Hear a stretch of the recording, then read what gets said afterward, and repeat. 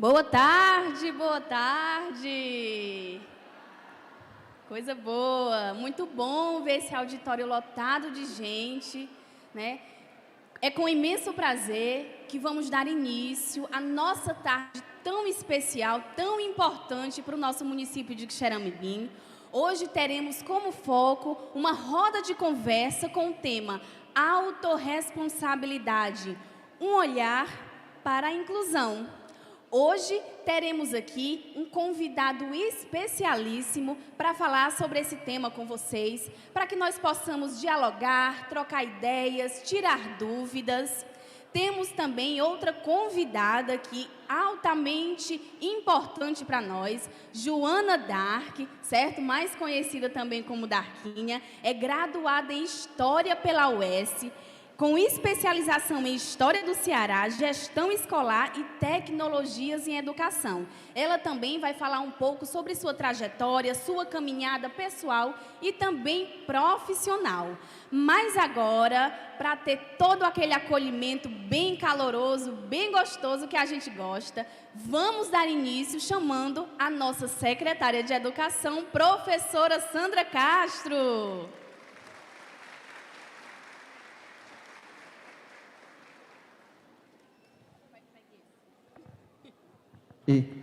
Oi? Pode ficar à vontade. Então, pronto. Boa tarde a todos e a todas. Estão me ouvindo lá atrás? Tá tudo bem? O som tá bom aí para vocês? Aí a parte que está do lado de fora, tá todo mundo me ouvindo? As pessoas que estão lá atrás estão me ouvindo? Dá um sinal, ótimo, obrigada. Gente, então, em nome da Secretaria Municipal de Educação, junto a uma gestão que acredita numa educação de qualidade, Dr. Cirilo Pimenta, e seu eterno e incansável vice, Dr. Edmilson Júnior, eu trago um caloroso abraço a cada um de vocês e dizendo de como é bom esse momento, essa tarde, de nos encontrarmos nesse lindo auditório, repleto de pessoas que com toda a sua maestria está aqui para nos ouvir. É uma roda de conversa, onde nós vamos estar aqui, nesse momento, com pessoas mais do que, com toda a sua maestria, nos dando um recado, tirando informações, fazendo conclusões. Eu espero que vocês se sintam à vontade, fiquem à vontade, para que a gente possa, de uma certa maneira, estarmos aqui nesse bate-papo e nessa roda de conversa, fazer com que a educação de Xeramobim coloque para vocês muito mais ações dentro da educação inclusiva. Eu tenho uma rapidez. Eu tenho uma história para contar, e essa história é a história da minha vida, é a história da minha família, onde eu, Sandra Castro, sou mãe daquela moça lá atrás, ali, chamada Lara Oliveira Araújo, e rapidamente, no 3º mês de gravidez, o médico me disse: você contraiu rubéola, e agora? Eu perguntei. Ele disse: você pode optar, né, de parar a gestação ou não. Eu disse: não, eu vou dar continuidade. Aí eu perguntei para ele: o que pode acontecer? Aí ele disse: a criança pode nascer com a deficiência visual, auditiva, as duas juntas, ou então, entre aspas, ele chama toda aleijada, vou logo no popular. Ela ficará toda aleijada. Então, foi uma gravidez muito perturbada, porque eu sonhava todas as noites com essa gravidez, uma 3ª gravidez. Começou aí já uma exclusão. Eu não aceitar uma gravidez onde eu não saberia ao certo como seria a minha filha. Então, depois de 9 meses, na sala do parto, o médico disse: uma linda menina. Aí eu disse: não quero ver. Aí ele disse: não quer ver? Eu disse: não, não quero ver. Aí ele me deu um baita carão, tirou aquele pano verde de cima dela e disse: olha aqui, que linda menina, perfeita. Aí eu comecei a chorar e disse: acho que não é nada daquilo que aquele médico me falou. Talvez ela não seja surda, talvez ela não seja cega e muito menos veio aleijada. Então, com a convivência, 1 mês depois, 2 meses depois, eu detectei dentro da minha filha, Lara, algumas coisas que eu tinha dentro de casa, como briga dos 2 irmãos, barulhos dentro de vizinhos, e descobri que ela era realmente deficiente auditiva, uma DA, surda. E procurei, de todas as formas e de todas as maneiras, como era que eu ia fazer com uma 3ª filha, surda, né, uma deficiente auditiva. Eu disse, não, vou buscar, vou pesquisar, vou procurar. Sempre fui professora e por aí foi. Encontrei, com 12 meses, um aparelho chamado, nós chamamos um aparelho, hoje é chamado de ouvido biônico. Então, eu consegui, através dessas minhas pesquisas, ir até São Paulo, Bauru, e Lara foi uma das 111 crianças dentro do Brasil a ser uma cobaia do ouvido biônico. E assim eu fiz. Lara fez a cirurgia com 1 ano e 8 meses. Lara hoje está com 27 anos, formada em arquitetura, morando com o marido em Goiânia. A exclusão que eu quis fazer da minha filha, ela me fez permitir que a exclusão estava em mim. Eu me incluí na vida da Lara e hoje o meu orgulho se chama Lara Oliveira Araújo, deficiente auditiva com 2 ouvidos biônicos, tentando segurar as pontas e seguir em frente. A minha parte eu já fiz, agora é com ela.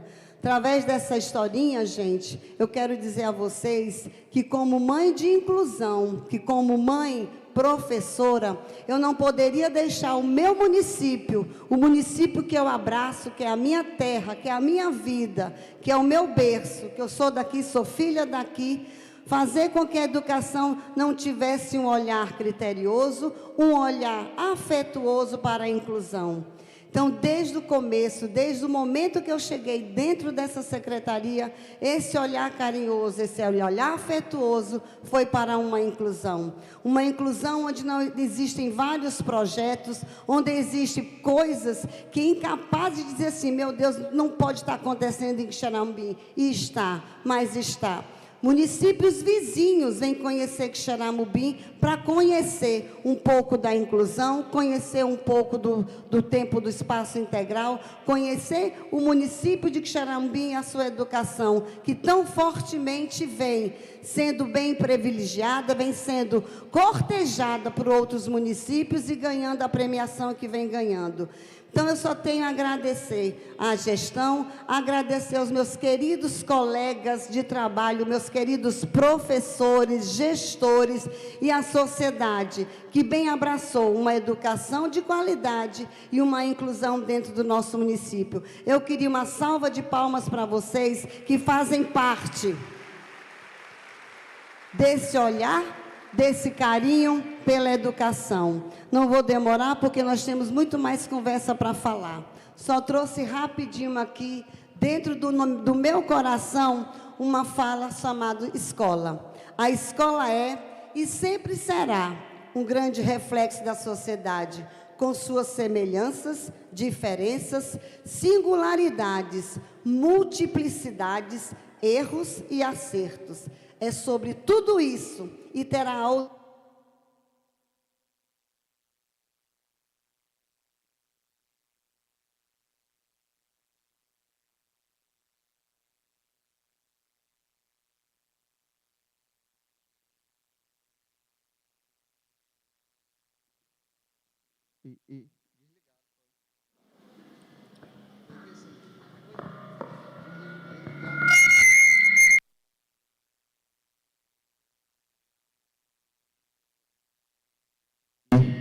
Isso.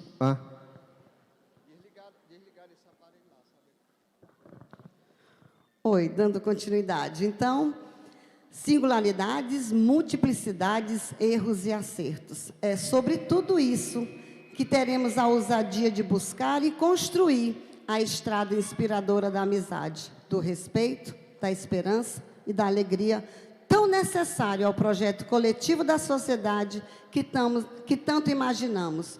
O melhor de uma escola é a sua infinita capacidade de desafiar o impossível. É a partir desta coragem que nasce a sua imensurável capacidade de ser inspiração para todos aqueles que se dedicam às suas vidas e construí-la. Uma boa tarde, que a gente tenha um bom bate-papo nessa tarde maravilhosa. Obrigada, fiquem com Deus e a gente se encontra daqui a pouco. Obrigada, professora Sandra Castro. De antemão, também já gostaria de agradecer a todos os gestores aqui presentes, professores, alunos, família, membros da associação. É um prazer estar aqui com todos vocês hoje. Agora, gostaria de chamar Joana Dark, conhecida como Darquinha, para falar um pouco sobre sua trajetória profissional, pessoal, e vocês vão se encantar.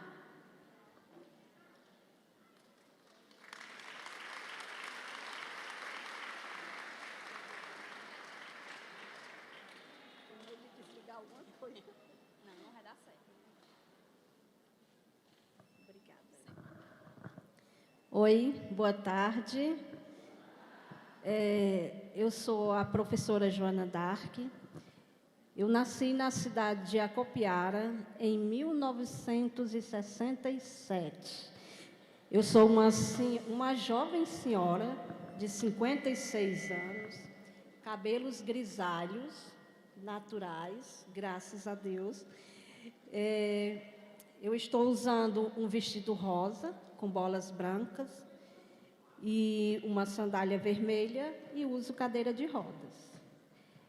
Eu ainda consigo dar pequenos passos, mas a cadeira de roda ela me torna mais confortável para os meus deslocamentos.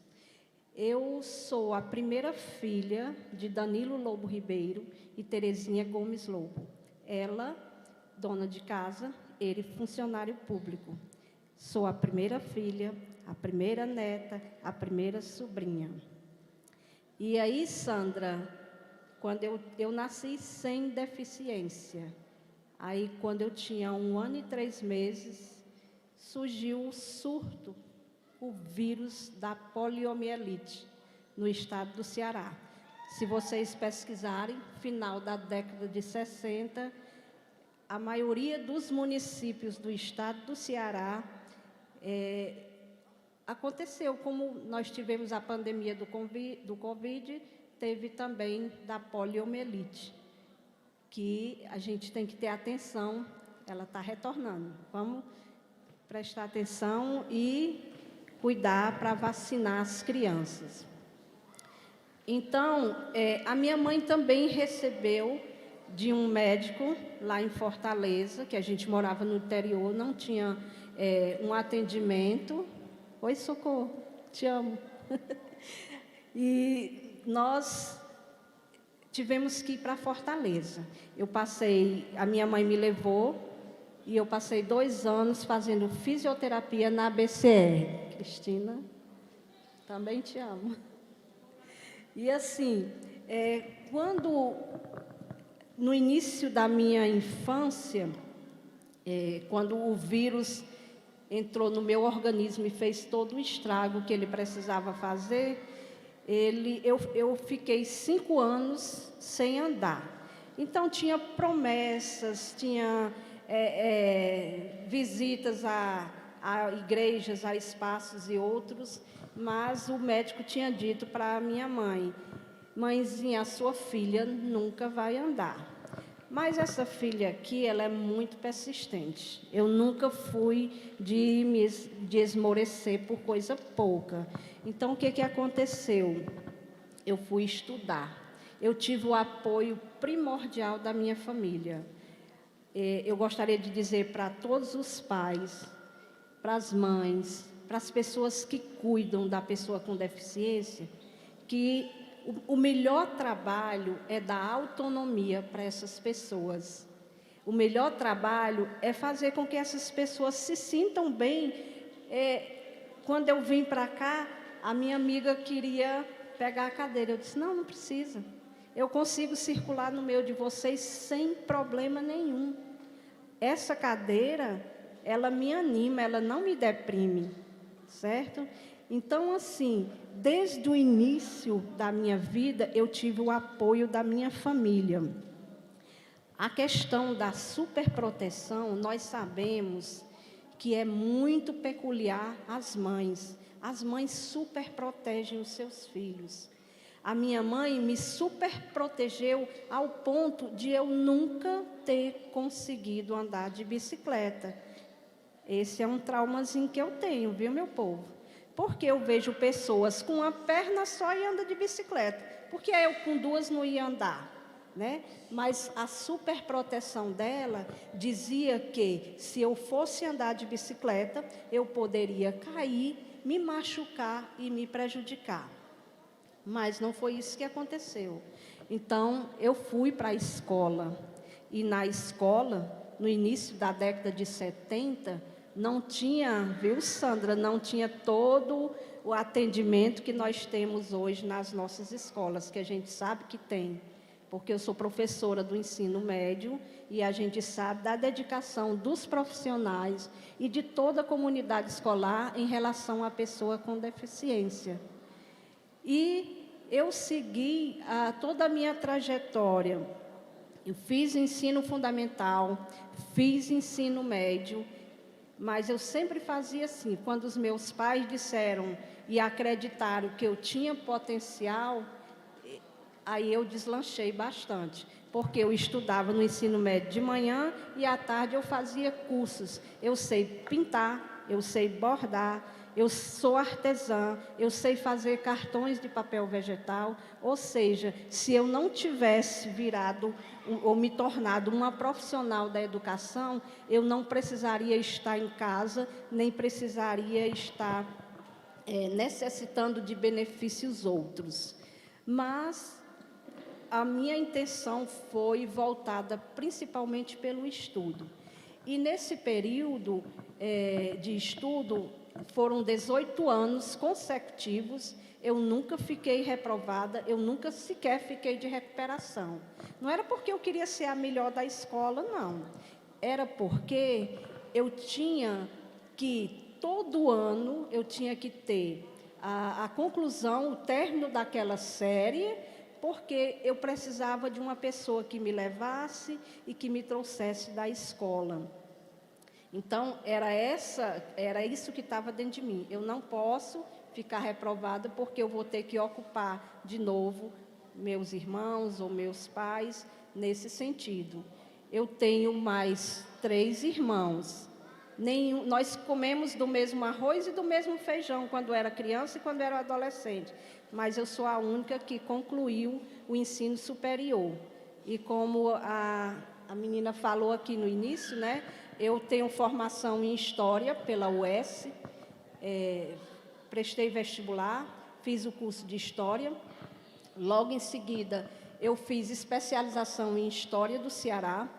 Logo em seguida, eu fiz o concurso para o Estado e passei. Eu sou professora concursada do Estado. Fiz também gestão escolar. Fiz tecnologias em educação pela PUC-Rio e trabalhando, estudando, trabalhando. Eu sou casada, não tenho filhos, infelizmente, mas tenho sobrinhos que às vezes eu me faço de mãe para eles, no cuidado com eles, e tenho desenvolvido a minha trajetória profissional no sentido de dar apoio a outros profissionais da educação em relação à educação especial, né? Então, para todos que estão aqui, para todos que estão me ouvindo, eu gostaria de deixar o meu recado. Pai e mãe, não superproteja o seu filho. Eu estou falando como filha. Porque no mesmo instante que a gente dá a liberdade à pessoa para ela ser o que ela quiser, para ela fazer o que ela quiser, para ela ir para onde ela quiser, ela vai. Eu tenho amigas que não têm nenhuma deficiência, mas elas não têm habilidade e habilitação para pegar um transporte e viajar para Fortaleza. Eu faço isso numa boa. Entendeu? Então, assim, na medida que a minha família me acolhe e entende que eu sou uma pessoa que tenho capacidade de fazer algo, de ir adiante, aí a gente consegue ir. Eu nunca fiquei em casa, nunca mesmo, viu, professor Wilson? Nunca fiquei pensando assim, na possibilidade de a minha deficiência me inferiorizar. Não. Na faculdade, eu participei de todos os projetos, eu fiz todas as viagens que eram propostas. A minha preocupação era, como é o transporte? Como é que eu vou chegar lá? Era só essa a minha preocupação, né? Então, hoje nós temos na nossa educação pública o transporte, o livro, o profissional capacitado, o profissional competente. Nós temos uma gestão escolar que olha para todos, que olha para a pessoa com deficiência e vê um potencial. Mas tudo começa na família. É preciso que a família, primeiro, acredite no potencial do seu filho. Que a família, primeiro, entenda que o seu filho pode chegar mais adiante. E assim a gente consegue, certo? E assim a gente pode participar, e eu me sinto muito feliz, através da Mônica, né, indicar o meu nome para a professora Sandra, e eu poder estar aqui hoje, falando para vocês, contando um pouco da minha história.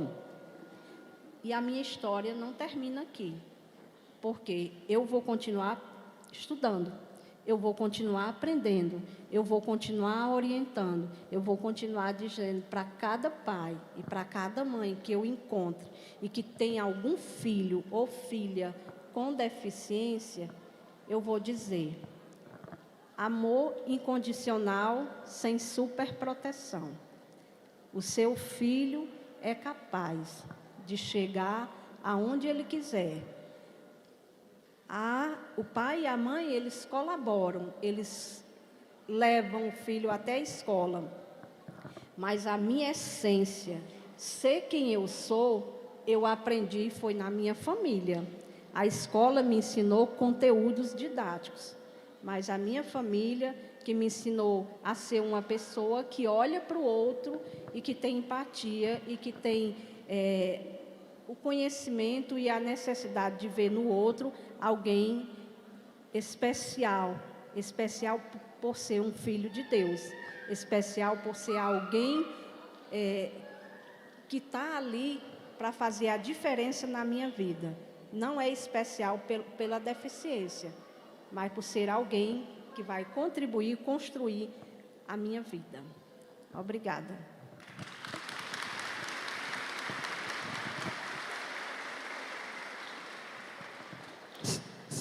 Pega esse aqui, ó. Pega esse, ó. Muito obrigada, professora Joana Dark, pelo seu depoimento, por contar a sua história. Agradeço mais uma vez, em nome do nosso prefeito Cirilo Pimenta e vice Edmilson Júnior.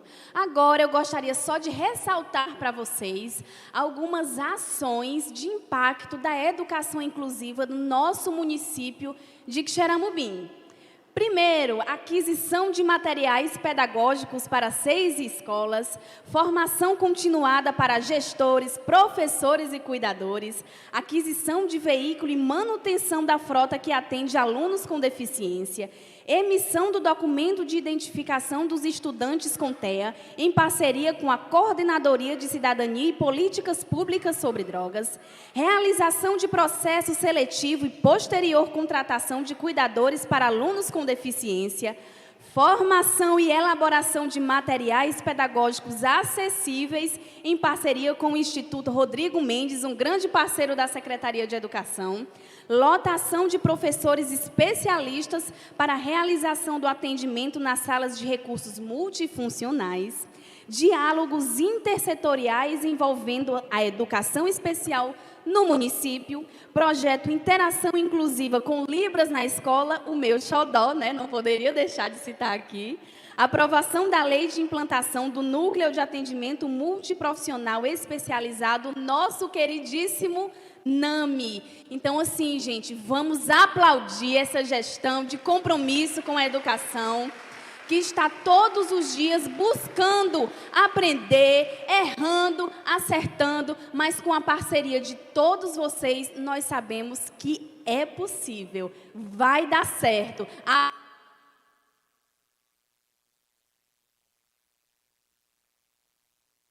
Oi, voltou. Como diria nossa professora querida Sandra Castro, a via cuida, né não, professora? E agora eu gostaria de convidar para a nossa palestra, a nossa roda de conversa, o professor, escritor, terapeuta ocupacional, palestrante, ele é 1001 utilidades, é um grande parceiro aqui de Xeramubim e da educação, o Wilson Cândido Braga. Salva de palmas! Eu achei que fosse uma roda de conversa, mas é uma grande roda de conversas, né? Parabéns a todos vocês que estão aqui nessa tarde para me ouvir, para ouvir Darquinha, para ouvir a Sandra. E nunca é demais falar sobre educação inclusiva. Eu queria começar parabenizando a Secretaria Municipal de Educação e dizendo o que eu sempre digo: poucas são as secretárias ou secretários que se envolvem tanto com a educação inclusiva. Por isso que o trabalho da Doquinha não é tão difícil, porque tem um apoio por trás. Muitas pessoas que coordenam a educação inclusiva acabam muitas vezes trabalhando sozinha, porque precisam desse aval de quem está acima, né, enquanto hierarquia, e nem sempre tem. Então, é uma secretaria que tem se preocupado com a educação inclusiva, é tanto que essa já é a minha 6ª vez em Xeramubim, quase estou recebendo o título da cidade, né? Entendendo que estamos falando de inclusão em todos os setores. Já conversamos com pais, com cuidadores, com profissionais do AE, com gestores, com professores, e ainda temos aí um longo trabalho a realizar durante esse ano 2023, porque a gente não tem que falar de educação inclusiva na semana pedagógica, a gente tem que falar disso o ano todo. A Darquinha começou se autodescrevendo, ela fez o que chamamos de audiodescrição, que é dizer como ela é. Eu também sou um jovem, bem jovem senhor de 50 anos, sem cabelo, grisalho, com barba bem branca, né, gordinho, como costumo dizer, e estou naquela militância para falar sempre de educação inclusiva. A minha história é diferente da Sandra, é parecida com a história da Darquinha. A Sandra tem na pele a vivência de ter em casa uma pessoa com deficiência. Isso facilita na militância dela.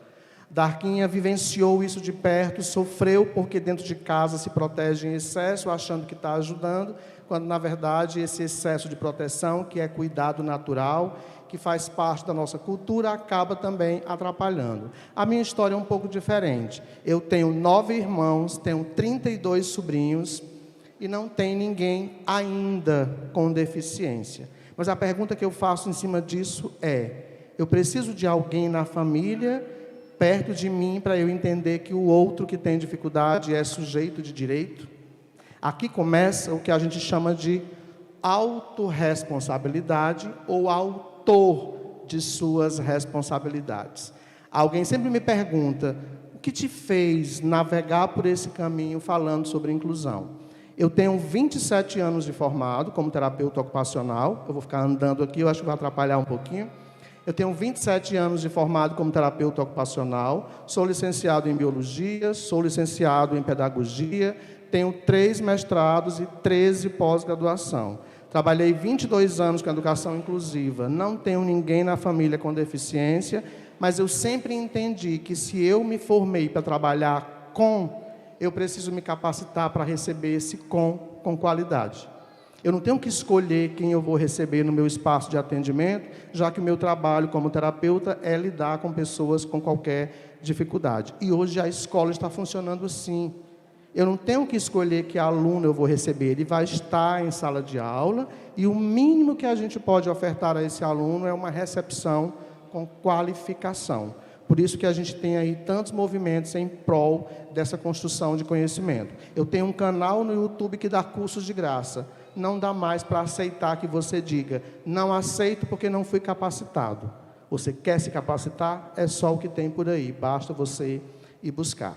Essa autorresponsabilidade é o que nos faz individualmente sujeitos responsáveis por aquele que chega para nós.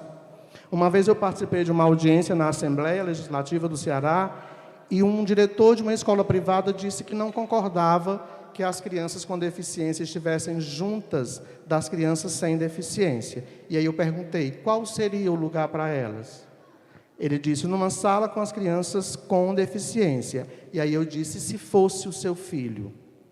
Você queria que ele ficasse segregado da convivência e das trocas com outros que não têm dificuldades e que também podem aprender com eles? Ou você iria aceitar que ele ficasse naquele espaço só com aqueles que talvez não fossem espelhos positivos para eles? Uma mãe disse, eu tenho 2 filhos gêmeos com autismo e as escolas privadas são as que mais recusam a matrícula deles, dizendo que não estão preparadas para lidar com essa demanda de alunos. E aí eu perguntei no mesmo instante para ela, alguém te perguntou se você estava pronta para receber 2 filhos com autismo? Não. E o que é que você fez? Ela disse, eu faço todos os dias, vou atrás de conhecimento e vou militar por direitos. Direitos batem na porta dos deveres. Eu não posso cobrar do outro se eu não estou fazendo. Eu não posso exigir que o outro faça se eu não estou continuando esse fazer. Eu costumava dizer para as mães de crianças que eu acompanhava, o que está sendo feito do que eu realizo aqui em casa? Não vai adiantar 40 minutos de terapia tentando fazer seu filho ficar sentado, vestido, calçado, se a primeira coisa que você faz lá na porta é tirar a roupa, o sapato, botar dentro da bolsa e levar ele no braço. E ele passa as outras 23 horas em casa despido. Não vai conseguir ficar vestido se o trabalho de continuidade...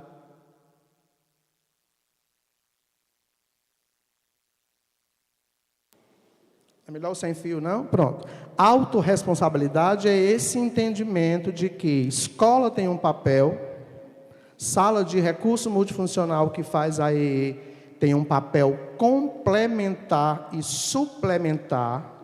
Essa sala de recurso multifuncional tem um público definido para atender, que são os autistas, que a gente já conhece, quadros associados a prejuízos sensoriais, dificuldades de fala, de comunicação, de interação social, uns com mais, outros com menos dificuldades. São crianças com altas habilidades, são crianças com deficiência física, como o caso da Darquinha, ou mobilidade reduzida, são crianças com deficiência auditiva, como o caso da filha...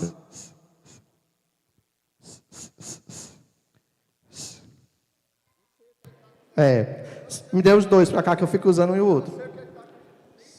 Eu sou daqueles que usam logo 2. São crianças com deficiência intelectual. E aí vem uma questão interessante. Existe um outro público na escola que ainda não é atendido por esse espaço de atendimento. Para que ele chegue lá, é preciso que algumas políticas sejam implementadas. TDAH, dislexia, descalculia, disgrafia, desortografia ou qualquer outra dificuldade de aprendizagem, mesmo com a lei de 2021, ainda não foi implementado nenhuma política para dizer que é o AEE que vai atender. Na verdade, a gente não tem que defender o atendimento desse grupo no AEE. O AEE não está conseguindo dar conta nem da demanda de deficiência, quanto mais de crianças com TDAH e dificuldades de aprendizagem. A gente tem que esperar que se crie outros espaços de atendimento com um profissional específico para atender essa demanda, que é 13 vezes maior do que, por exemplo, de pessoas com autismo. Autorresponsabilidade é entender que, além da escola, que já foi conquistado o direito de matrícula, de permanência, de atendimento no AEE, de possibilidade de auxílio de um profissional cuidador, que alguns vão chamar de profissional de apoio, profissional especialista, e é importante lembrar, como a Darquinha bem colocou, se seu filho não precisa desse profissional, não transforme esse profissional em uma bengala desnecessária para esse sujeito. Se ele anda sozinho, se ele come sozinho, se ele faz suas necessidades sozinho, se ele não tem comportamentos que precisam de alguém para regular, é para você entender que ele tem autonomia, é o que a gente espera que uma pessoa com deficiência alcance. E se tem um cuidador acompanhando o seu filho, fique atento, peça que a escola oriente no seguinte sentido: não faça por ele. Não transforme ele em alguém dependente de você. Faça com ele. Incentive para que ele venha a fazer sem você. Se afaste dele de vez em quando para ver como ele funciona sem você. E não aceite, gravem bem isso, e não aceite em nenhum momento que direção, coordenação, ligue para a sua casa e diga: o cuidador não vem hoje, não traga seu filho. Leve, até para você experimentar a reação do seu filho sem a presença daquele profissional. O que você quer ao longo de um ano é que aquela criança se torne independente daquela pessoa. Eu vou voltar lá para o meu início de trabalho, quando nem existia a AEE, eu já fazia a AEE. O AEE surgiu a partir do decreto 6571 em 2008. Desde 2 de agosto de 99, eu já fazia a AEE, quando implantamos o primeiro núcleo de atendimento pedagógico especializado no estado do Ceará. Só depois, quase 10 anos depois, é que se configurou o AEE. E existia uma pergunta que até hoje a assistente social faz lá na entrevista com a família: o que você espera do futuro do seu filho com deficiência? Ela pergunta para o pai ou pergunta para a mãe? Eu vou andar porque eu não gosto de ficar parado, eu sou meio TDAH. O que você espera do futuro do seu filho? O que você veio buscar aqui no atendimento? A resposta da mãe nunca foi que ele chegue à faculdade, que ele conclua o ensino médio, que ele seja um profissional X ou Y. A resposta sempre era que meu filho aprenda, no mínimo, a se virar sem mim. Porque eu não sei como vai ser o futuro dele depois que eu não estiver mais presente na vida dele. Inclusão ou exclusão começa dentro de casa. O que a mãe da Arquinha fazia com ela é o que a gente hoje condena. Ela, sem saber, querendo proteger, ela exercitava uma palavra da moda hoje chamada capacitismo. Ela achava que a Darquinha, por ter uma mobilidade reduzida, uma deficiência física, não tinha condições de andar de bicicleta, de se virar sozinha. A gente também, sem perceber, a gente cobra da sociedade que respeite os nossos filhos ou a pessoa com deficiência, e dentro de casa a gente não permite que ele lave o prato que comeu, que ele tome banho sozinho, que ele se vista sozinho, que ele escove os dentes sozinho, que ele tente fazer a tarefa sozinho. E eu não estou falando da criança com deficiência. Nossos alunos hoje, neurotípicos, sem deficiência, não sabem pesquisar. Porque eles chegam da escola e não vão tentar fazer a tarefa, eles vão para o reforço. E o reforço, em vez de ser reforço, que reforço é explicar, é reforçar uma explicação que aconteceu. Eles vão lá para a moça ensinar como pesquisar, como fazer a tarefa. Tire a moça do reforço, que aquela criança, mesmo sem dificuldade, não sabe como procurar qualquer tipo de situação, mesmo com a internet. Na nossa época, nem internet tinha. A gente copiava tudo do quadro, nem livro eu tinha.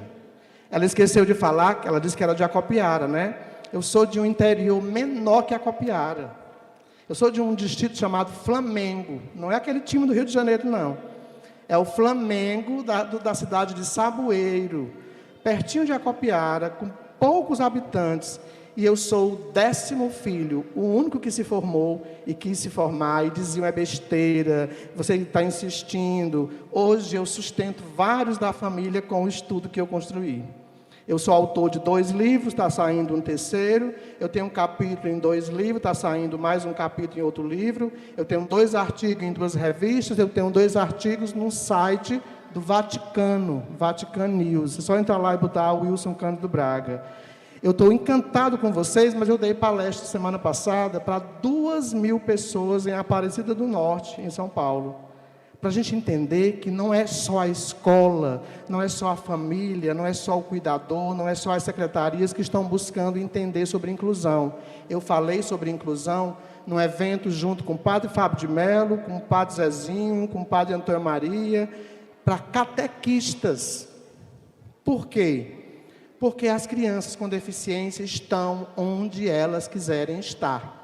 E a autorresponsabilidade da catequista é entender um pouquinho sobre o que é autismo, sobre o que é deficiência física, visual, auditiva, porque a criança vai chegar lá e ela não vai dizer, não pode ficar aqui porque não cabe ele aqui, cabe em qualquer lugar. E esse lugar precisa estar, no mínimo, acessível para que essa criança possa estar lá. Inclusão é acesso, permanência, com investimentos que gerem sucesso. E não existe inclusão se não existe conhecimento. Não tem como você receber uma criança com deficiência, trabalhar com uma criança em sala de aula com deficiência, se você desconhece o que é aquela deficiência. É preciso que você o tempo inteiro esteja aberto a lidar com o novo. E eu estou falando de inclusão da pessoa com deficiência, quando, na verdade, a gente teria que corrigir isso. A gente está falando da pessoa com deficiência porque, por séculos, ela nem direito a viver tinha. Se a Darquinha tivesse nascido na Idade Média, a parteira daquela época já era orientada pelos pais a levar para a hora do parto uma bacia feita de barro, que todos nós conhecemos do interior, chamada tina. Já ouviram falar da tina, não já? E essa tina, lá na Grécia Antiga, tinha uma profundidade suficiente que coubesse uma criança após o nascimento dentro. Ela ia cheia de água. Para quê? Se a criança nascesse com um sinal que apontasse qualquer tipo de possibilidade de deficiência, ela automaticamente era afogada nessa tina. Porque não cabia naquela sociedade um ser imperfeito. E a mãe não podia nem chorar, porque ela tinha uma única função naquela época: procriar. Ela mal sofria o luto, já tinha que estar grávida de outro, porque quanto mais filhos tivesse, mais mão de obra teria para a família sobreviver. E mais tarde isso foi mudando, a igreja percebeu que esse sujeito que nascia com qualquer deficiência tinha alma, a igreja percebeu, a coroa, o rei percebeu que ele tinha alma. Quanto mais alma ele tivesse, mais a igreja cuidava, trancando num quartinho. Lembram de um filho, o Corcunda de Notre Dame, criado no campanário? Pois é, ele foi abandonado na porta da igreja porque nasceu numa tribo de ciganos e não cabia um ser imperfeito e a cigana tinha que afogar. E ela não teve coragem, botou na porta da igreja. A igreja cuidava, escondendo, trancafiando, que a gente vivenciou até a década de 90 como institucionalização. Segregar em espaços só juntos daqueles que têm dificuldades. E aí criou-se um movimento na década de 80 e 90 que era: vamos integrar, tirando da instituição, estimulando para que ele chegue mais próximo possível do normal. O que é normal, Sandra? Se ela me disser o que é normal, eu vou sair daqui com a descoberta da pólvora. Porque não existe um conceito de normalidade. Ninguém jamais conseguirá ser estimulado ao ponto de ficar próximo de alguém que enxerga, por exemplo, um cego. E aí percebeu-se que normalizar alguém era impossível. De longe todo mundo é perfeito. Chega mais perto. Passe um dia comigo, vocês vão me odiar, né? Então, esse conceito de normalidade perdeu força. E aí vem a década de 90, Declaração Mundial de Salamanca, Jondien, Guatemala, Constituição Federal de 88, LDB de 96, a Política Nacional de Educação Especial de 2007-2008 e as políticas seguintes até a política atual, que trata o tempo inteiro de dizer ao outro: sim, aqui cabe ele, sim, aqui é lugar de direito, sim, precisa de psicólogo na escola, sim, precisa de assistente social na escola, tem que ter AE, e as coisas se escondem. Em 2015, 7 de julho de 2015, foi sancionada a Lei Brasileira de Inclusão da Pessoa com Deficiência, que substitui o Estatuto da Pessoa com Deficiência. E lá tem um negocinho que a gente que estuda não percebeu. Tem lá dizendo, o Estado e o município tem que ter a AEE, e lá embaixo tem assim, incisos 3, 4 e 5 também com as escolas privadas. E a gente não entendeu que se referia à sala de recurso multifuncional. Só o ano passado tomamos conta disso e agora estamos com o movimento em Fortaleza, das escolas privadas, contratando profissionais com formação para o AEE, para inaugurar salas de AEE, porque é obrigação ter esse espaço para os alunos que estão lá. A escola privada precisou que fosse lançada uma nota técnica 24 de 2013 para dizer, se a criança precisar e for comprovada a necessidade de um cuidador, a escola privada, assim como o município já faz, assim como o Estado já faz, precisa ter esse profissional e não pode cobrar nenhum centavo da família. Está lá, na época da sua filha, nem tinha isso. Se você quisesse alguém para auxiliar, tinha que pagar. O município tem esse movimento. Lei 12764, do dia 27 de dezembro de 2012, institui nacionalmente os direitos da pessoa com autismo. O que é que ela diz num artigo específico? A pessoa com autismo poderá necessitar de um profissional especialista, que a gente conhece no estado do Ceará como cuidador escolar, e tem uma vírgula e diz, caso seja comprovada essa necessidade.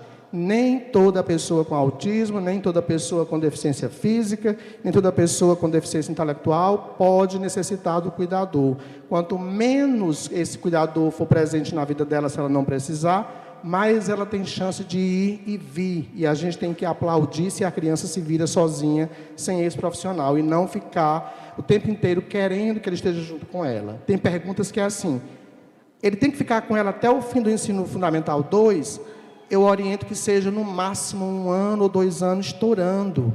Quanto menos vínculo afetivo se cria entre o cuidador e a criança, menos problemas seu filho vai sofrer no futuro. Mas eu quero que ele acompanhe. Você está querendo um problema para o seu filho. Na hora que o profissional se ausentar, depois de 4, 5 anos, seu filho vai ter uma severa dificuldade de aceitar uma outra pessoa, porque foi criado um vínculo absurdo. Pai e mãe querem ser cuidador, que seja de uma outra criança que não seja seu filho. É importante entender isso. Pai e mãe está fazendo curso com o professor Wilson e quer ser cuidador. Ótimo, de outra criança que não é o seu filho. O Código de Ética de qualquer categoria profissional diz, isso é autorresponsabilidade. Se você conhece a Sandra, é amigo da Sandra, eu jamais poderia, como terapeuta, atender a filha da Sandra. Ela jamais, como psicóloga, poderia atender a filha da Sandra, porque existe um vínculo afetivo entre ela e a mãe daquela paciente, que vai atrapalhar qualquer tipo de situação. A própria criança não se sente à vontade, porque ela sabe que tudo que ela disser vai ser repassado. Então, se o Código de Ética diz isso, vamos ter cuidado com o Código de Ética para outras categorias profissionais, tá? Eu estou colocando isso para a gente entender que a escola tem um papel, que é mediar processo de ensino e aprendizagem. O AEE tem um papel que é complementar e suplementar o processo de escolarização. A AEE não dá reforço, a AEE não ensina tarefa, a AEE não alfabetiza, a AEE estimula a partir de recursos acessíveis para que a criança possa se dar bem ou responder bem em sala de aula. Mas o AEE sozinho, nessa autorresponsabilidade, não vai resolver a vida do seu filho, porque a abordagem do AEE é pedagógica. Não, mas a professora diz que ela é meio psicóloga, ela é meio fono, ela é meio... Se ela é meio tudo isso, ela não é nada. Se ela disser que ela é meio alguma coisa, ela não é nada. Ela é professora, docente com formação para o AEE. Se ela é meio fono, ela vai encaminhar para fono, estimular fala, linguagem e comunicação. Se ela acha que ela é meio psicóloga, ela já identificou as questões emocionais, ela vai encaminhar para a psicologia, que tem know-how para esse fim. Se ela precisa trabalhar questões sensoriais, de autonomia para a vida diária, ela encaminha para o terapeuta ocupacional, que tem formação para esse fim. Se é questão de ordem psicomotora, ela encaminha para o psicomotricista. Se é questão de ordem nutricional, alimentar, para o nutricionista. Se é questão de ordem medicamentosa, ela não vai aumentar a dosagem, nem vai diminuir a dosagem de remédio, porque ela não é meio médica.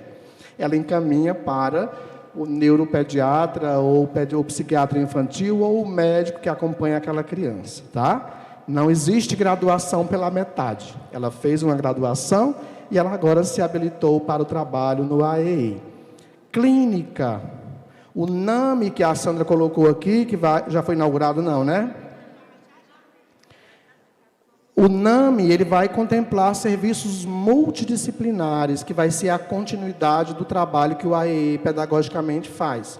Por isso que essa parceria fora das salas da escola é fundamental. Eu fiquei muito feliz da última vez que eu estive aqui, que Sandra e Dodoca tiveram uma ideia de trazer profissionais, está aqui o colega, né, de outras áreas da ação social, famílias de pessoas com autismo, para uma roda de conversa comigo. Isso é muito interessante, para que a gente entenda que a escola está conectada com várias situações, associações, né? Até pessoas que trabalham com emissão de carteira de identidade. Isso é muito interessante para que a gente entenda que quanto mais agregada a educação estiver com outras áreas, melhor será o resultado final, que é o desenvolvimento, que é o acesso, que é a inclusão socioeducacional das pessoas com qualquer dificuldade. E não estou falando do autismo, porque o universo não é só de autista.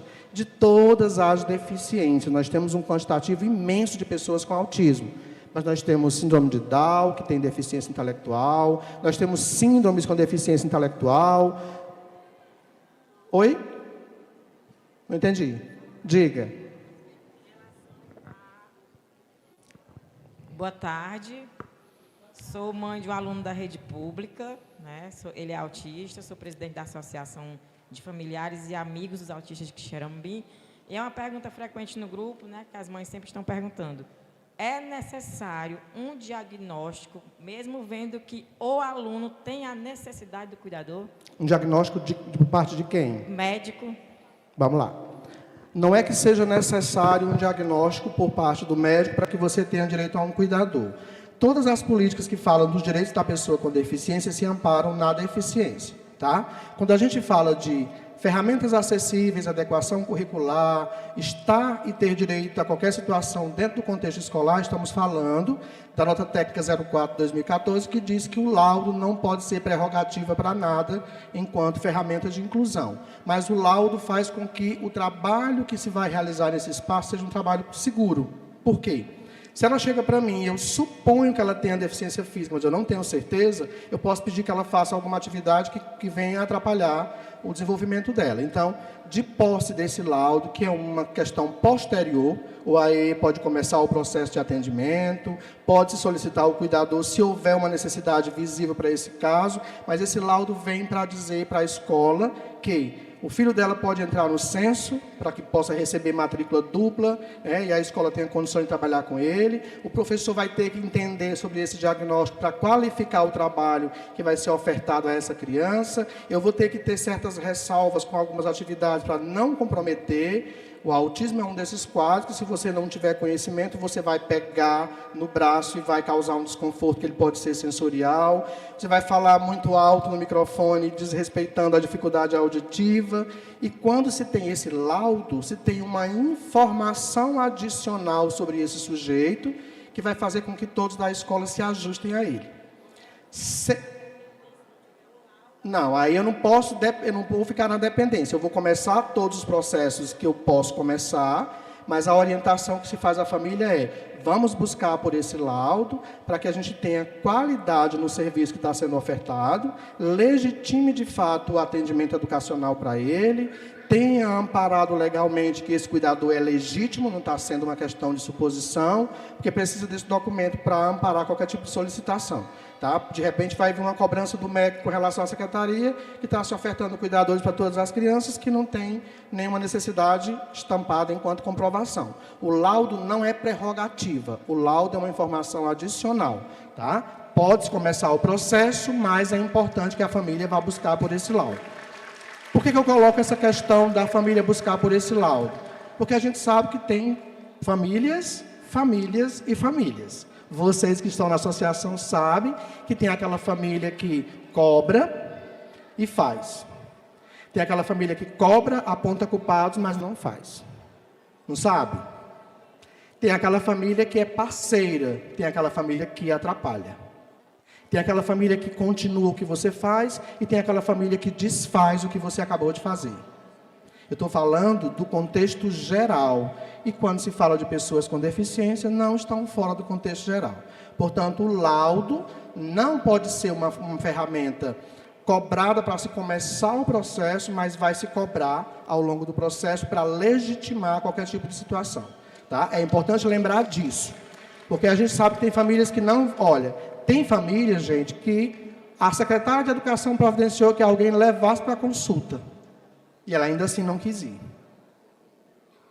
Professor, mas a pessoa do AE tem a obrigação de fazer isso? A secretária de Educação tem a obrigação de fazer isso? Não. Isso é uma competência da família.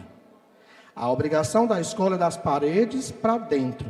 Das paredes para fora é da família. Aí vem, cuidador não tem a obrigação de acompanhar a criança até em casa. É para a mãe vir pegar, é para a mãe estar ali para receber.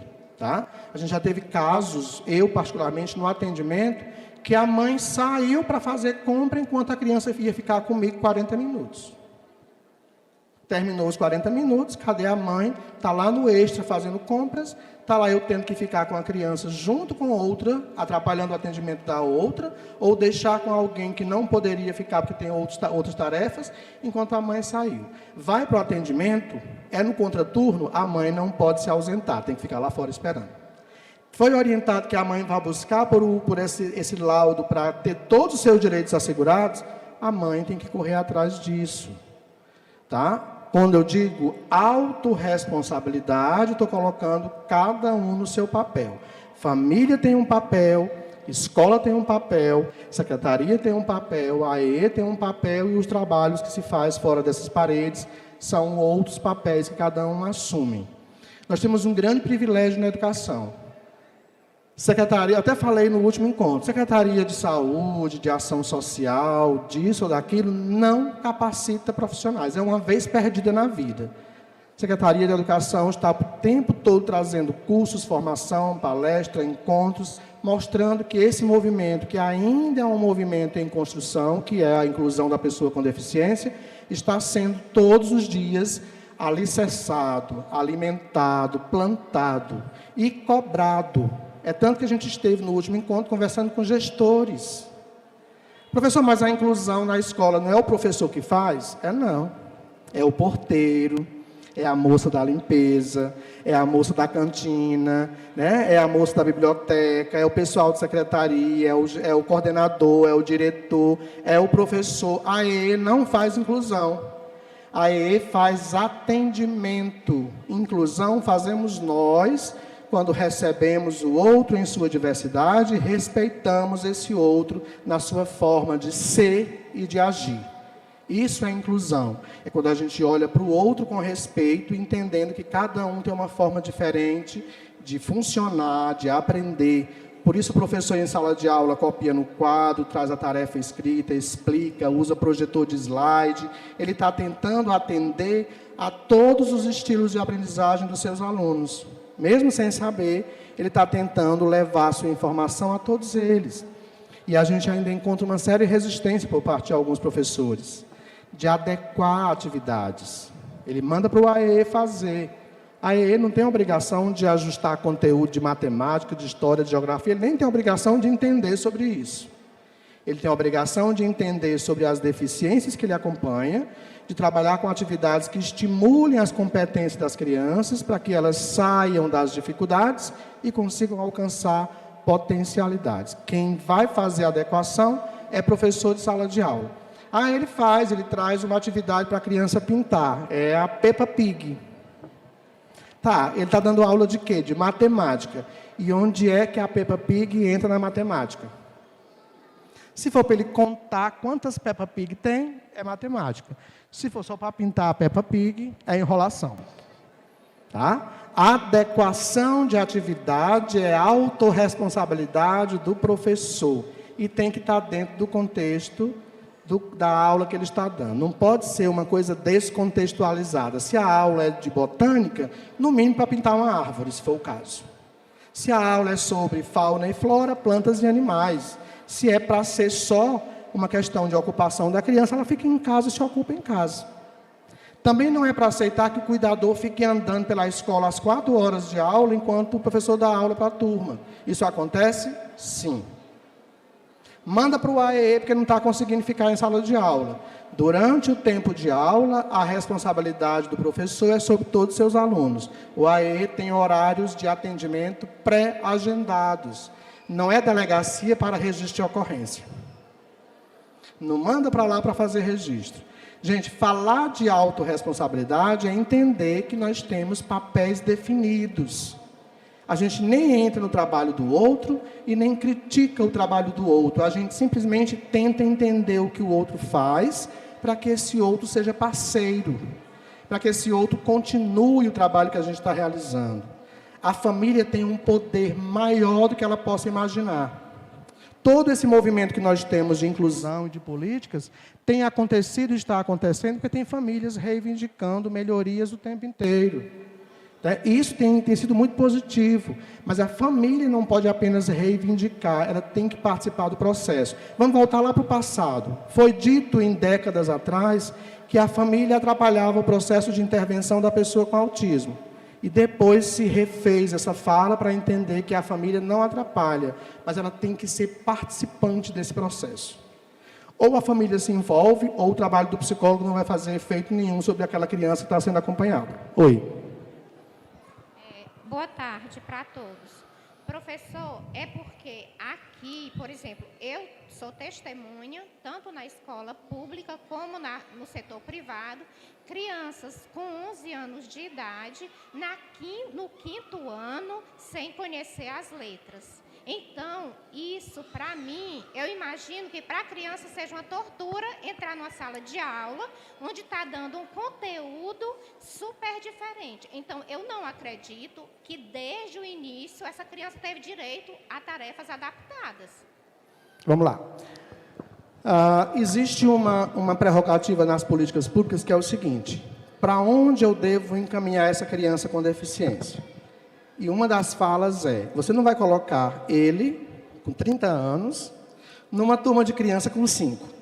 E nem vai colocar essa criança com 5 anos na turma dele com 30 anos. Tudo que for feito dentro da escola com relação aos alunos com deficiência é sempre primando pelo que é melhor para ele. Se essa criança chegou a uma idade X sem aprender a ler e escrever, não vamos pensar apenas se houve ou não adaptação de atividade.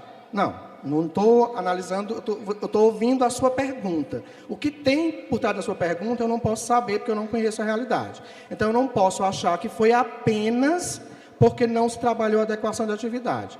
Crianças com prejuízo intelectual, e aí vamos lembrar que 75% das pessoas com autismo têm algum prejuízo intelectual, e a gente vai pensar que esse processo de ler e escrever pode ser um processo bem complexo e bem difícil para algumas crianças. É lógico que por trás de toda a história existe falta de adequação, existe o prejuízo que comprometeu mesmo com a adequação, existe a falta de outros serviços fora da escola que é extremamente necessário que exista, como terapia, fono, psicologia, que são situações... Não, deixa eu só responder a sua pergunta. Não vamos defender a pergunta, vamos só responder a pergunta. Porque eu não posso tomar a sua pergunta como uma situação que seja 100% real. Eu não conheço a situação. Estou defendendo, estou explicando teoricamente como é a situação.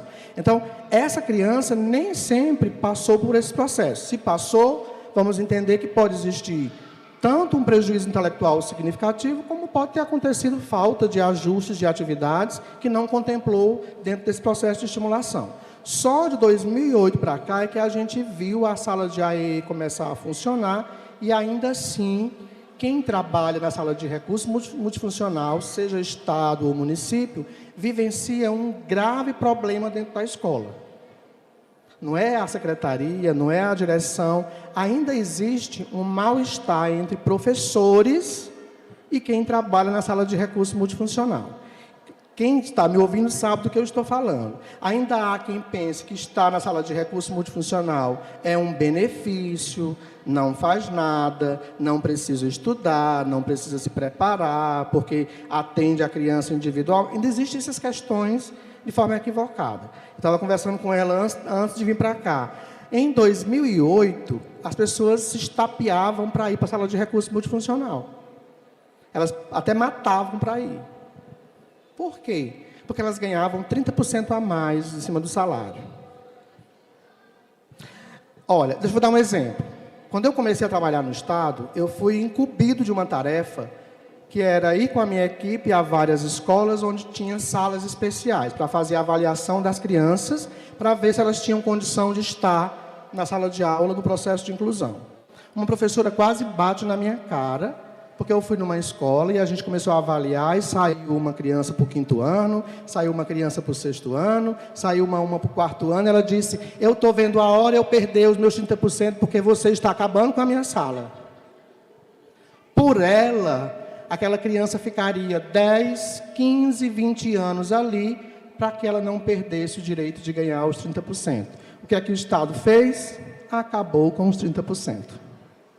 Hoje, vai para a sala de recurso multifuncional quem se identifica com o trabalho e quem está habilitado para esse trabalho. Ah, mas é porque o prefeito deu esse emprego para a pessoa e ela assumiu. Tem que ter formação para assumir sala de recurso multifuncional. Tá? Esse é um problema que a gente vai ainda encontrar em alguns espaços. Tem pessoas que ainda acham que vão escolher que cliente vai atender. Eu já encontrei psicólogo que disse assim, mas Wilson, eu não posso atender essa criança porque ela me bate. Se ela não te batesse, ela não ia para você. Já encontrei fono que dizia assim, eu não vou atender essa criança porque ela baba muito. Eu digo, pois é, ela precisa trabalhar a musculatura orofacial, por isso ela foi para fono. Se você está numa sala de recurso multifuncional e o público é A, B e C, você tem, enquanto autorresponsabilidade, que se preparar para receber o público A, B e C, porque aquilo é o seu exercício. Se o professor chega para a direção e diz, esse aluno não é para estar na minha sala, a direção é para dizer assim, é você que não é para estar aqui. Sabe por quê? Porque é a escola que se ajusta ao aluno e não o contrário.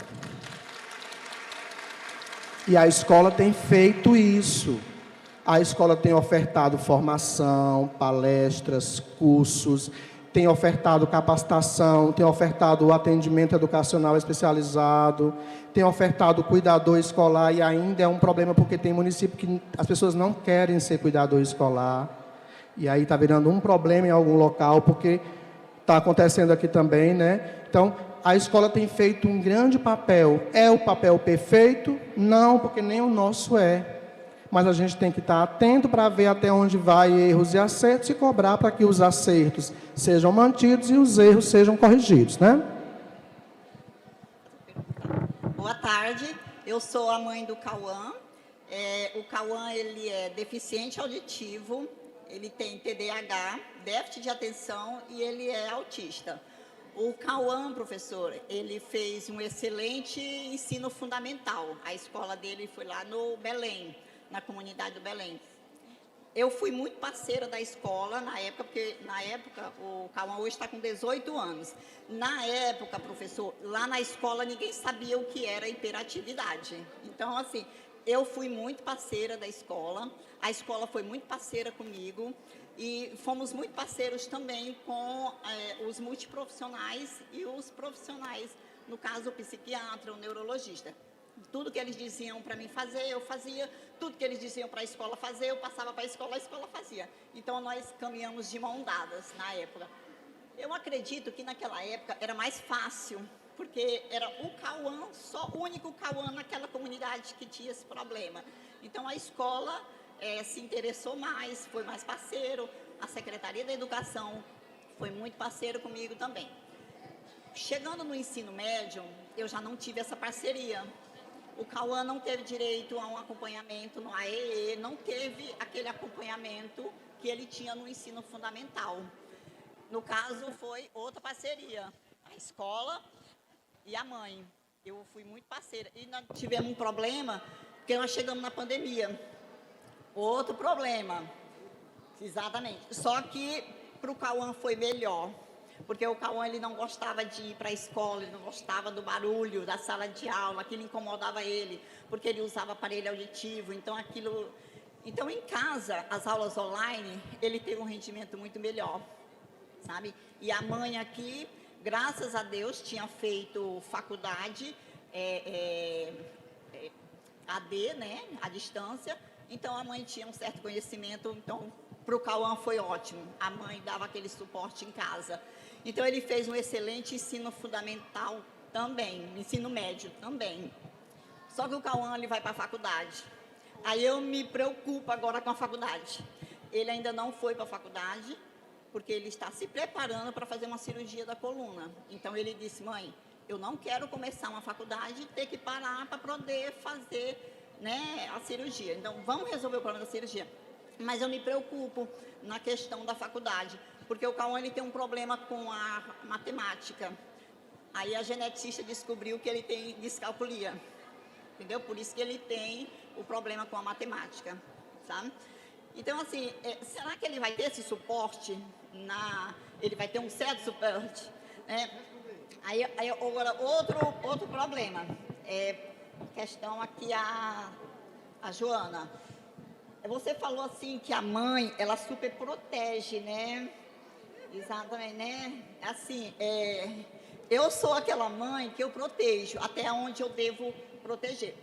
Por exemplo, eu andando em Fortaleza com meu filho, ele teve vontade de andar de metrô, então nós fomos passear de metrô. Só que na hora de eu botar o meu bilhete, a catraca liberou. Na hora dele colocar o bilhete dele, a catraca não liberou. O que foi que ele fez? Ele pulou bem rapidamente. Quando eu já estava conversando com ele para ele pular de volta para comprar outro bilhete, já veio um monte de segurança. Já agarrou o Cauã, já começou a gritar com o Cauã. E devido aos gritos, ele reagiu com grito.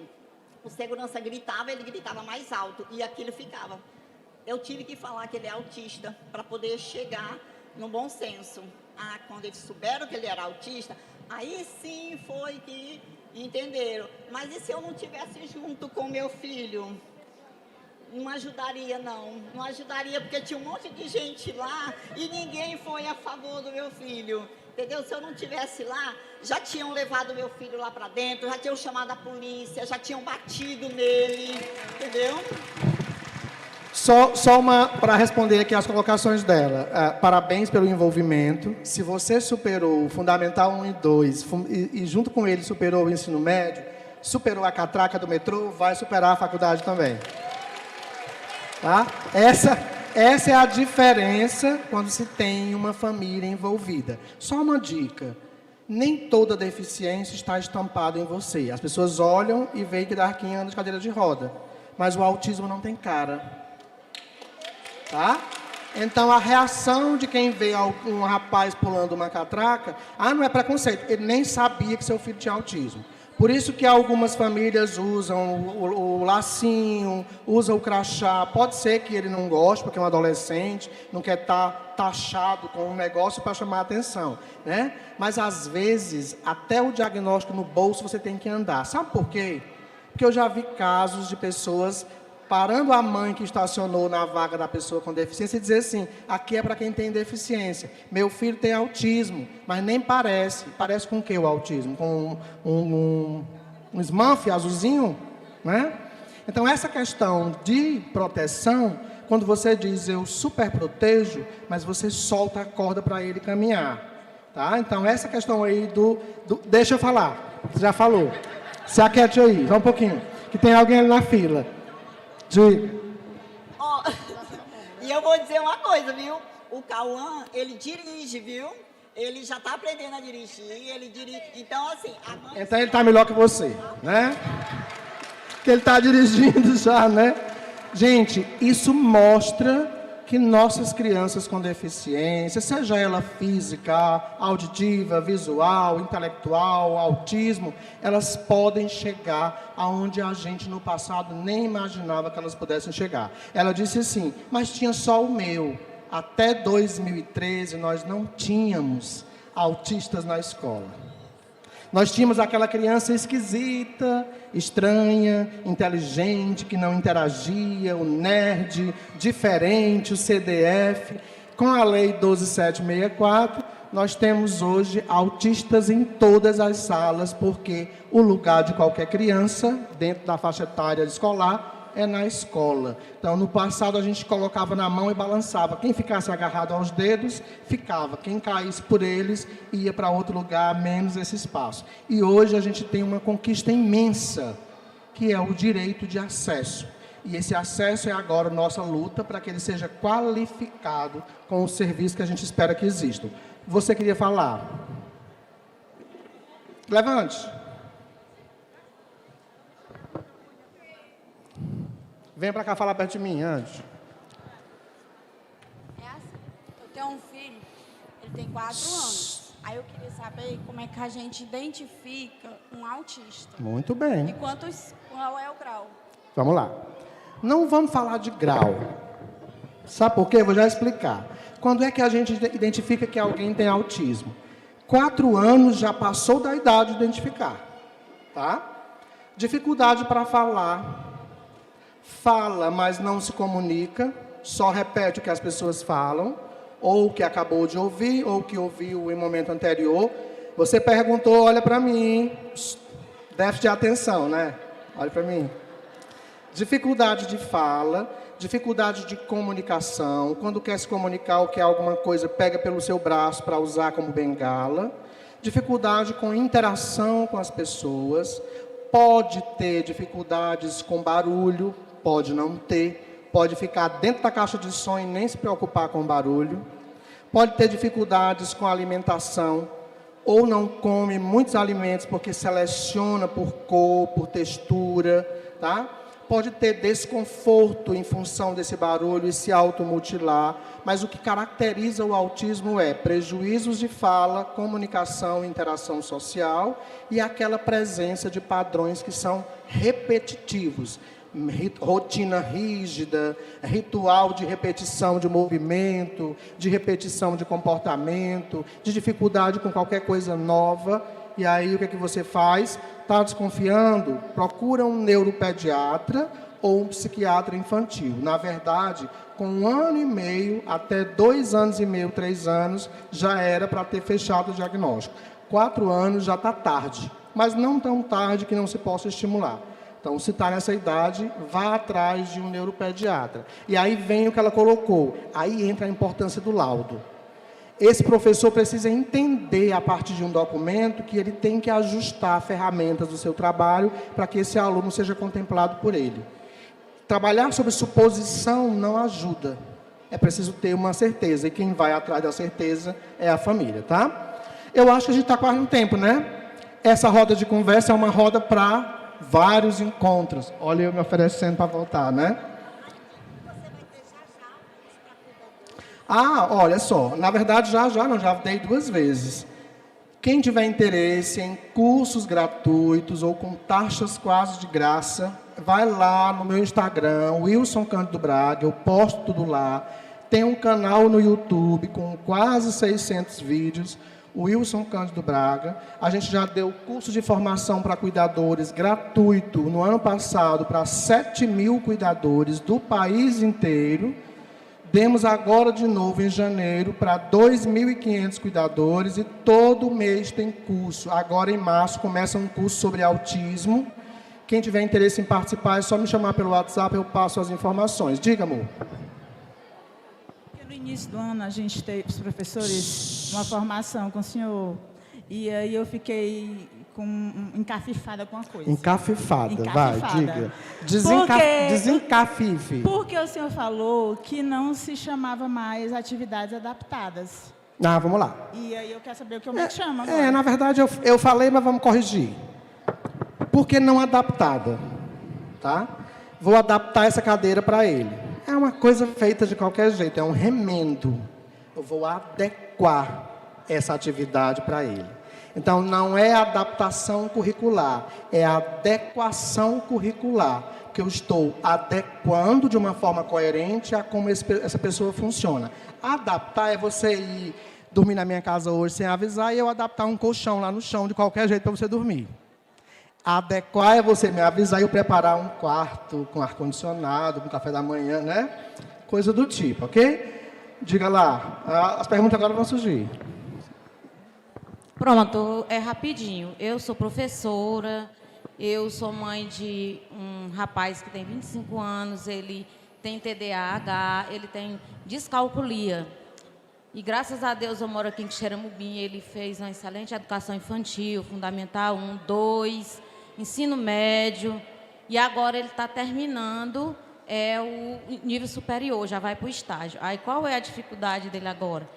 É a questão da inserção no mercado de trabalho. Por quê? Porque pelo fato dele ter descalculia, ele vai lá fazer a entrevista, ele faz a prova, mas quando chega, ao se deparar com os números, né, com a questão do descalcúlico, ele tem essa barreira.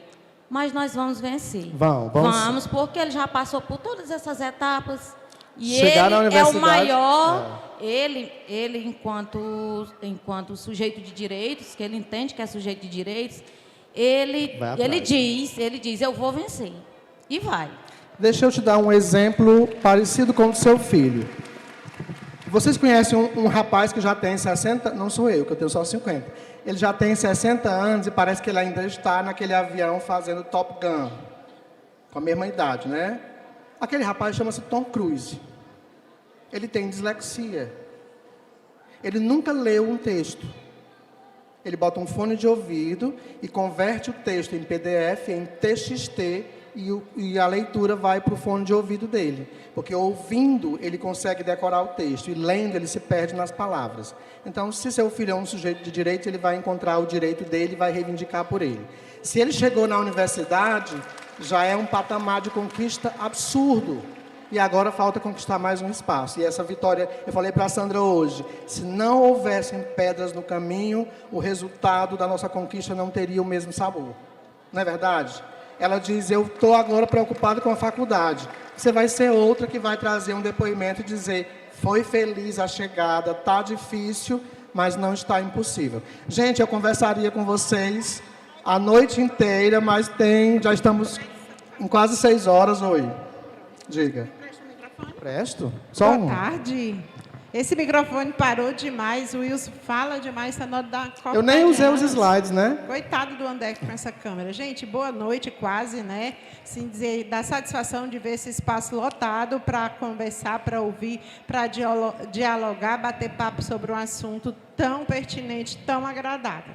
Dizer assim, gratidão pela parceria, mas você entrou aí no tema do autismo em março, dia 2 de abril.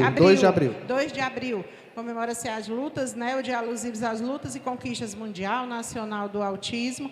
E o ano passado a gente teve o privilégio de sediar o primeiro simpósio municipal sobre o autismo.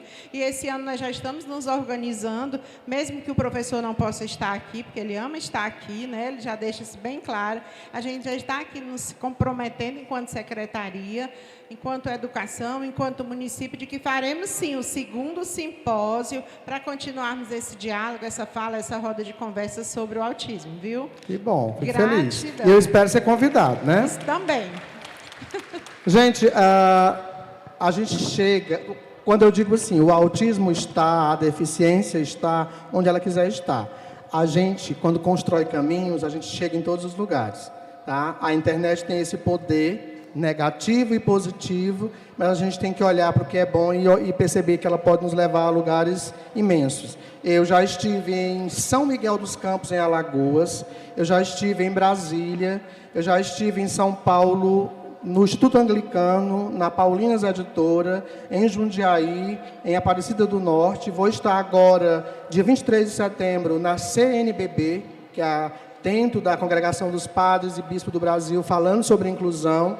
Eu vou estar em outubro, em Recife, na Bienal do Livro, dando palestra. Eu vou estar em setembro, em Belém, na Bienal do Livro. Eu vou estar em outubro, no Rio de Janeiro, na Bienal do Livro. E eu estou aonde me chamam. E quanto mais me pagam, mais eu vou, né? Eu sou desses.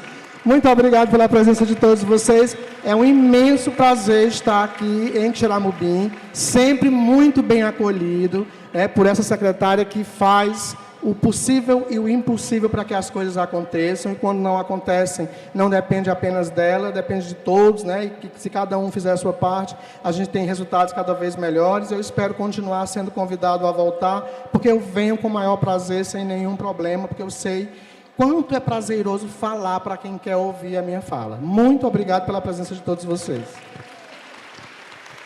Bom, gente, é como ele bem disse, nós poderíamos ficar o resto do começo da noite falando, conversando, tirando, né, criando expectativas ou não, dúvidas, mas como as aves, as pessoas são diferentes em seus voos, mas iguais no direito de voar. Então, gratidão a cada um de vocês que fizeram presente aqui nessa quadra. A Secretaria de Educação está de portas abertas a vocês, pais, professores, a vocês, bem sabem disso, gestores.